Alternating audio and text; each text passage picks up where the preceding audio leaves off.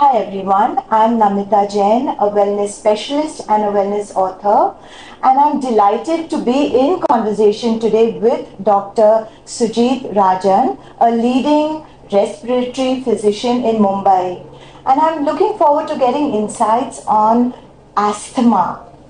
Doctor, what is asthma and what are the common symptoms of asthma that one can actually detect? So, asthma is a disease of the breathing tubes or the airways. And the airways are like a tree turned upside down with the trunk here and the branches that go into our lungs. And when they narrow these branches, the patient coughs and the patient wheezes. Yes. And those are the classical symptoms of asthma. In fact, in a child, the commonest cause of a chronic cough is asthma. It's so common. So, doctor, there is also seasonal asthma, maybe due to weather change, maybe due to triggers such as pollen. Sure. How does one actually detect the triggers? So, the history of the patient tells you everything, almost everything. In fact, if the patient will tell you what they react to when they cough more, when they get more breathless, that itself will tell you the trigger, whether it's a change of weather, dust, agarbattis, strong perfumes. These are some of the common triggers of asthma. And classically, the patient's symptoms will get worse with that.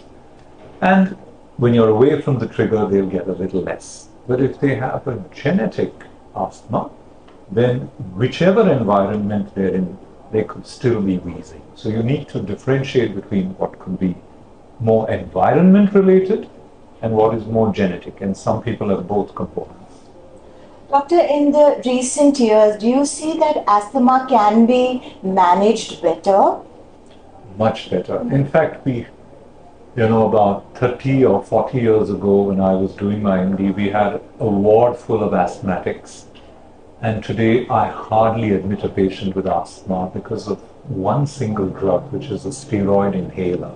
The steroid inhaler treats the swelling in the airways, and it treats it so well that the patient remains well, the child remains well.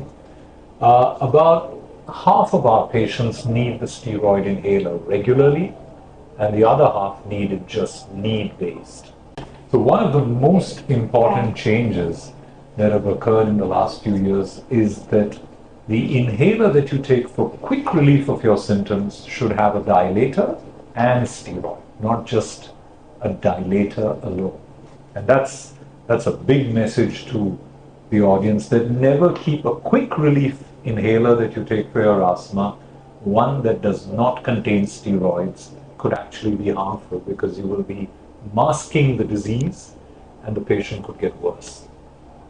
Thank you, doctor. I think your words are so reassuring, and if someone is looking to get some insights on asthma, I think this is a must-watch video. Thank you, doctor, for your time. My pleasure. Thank you for this interaction, doctor. My pleasure.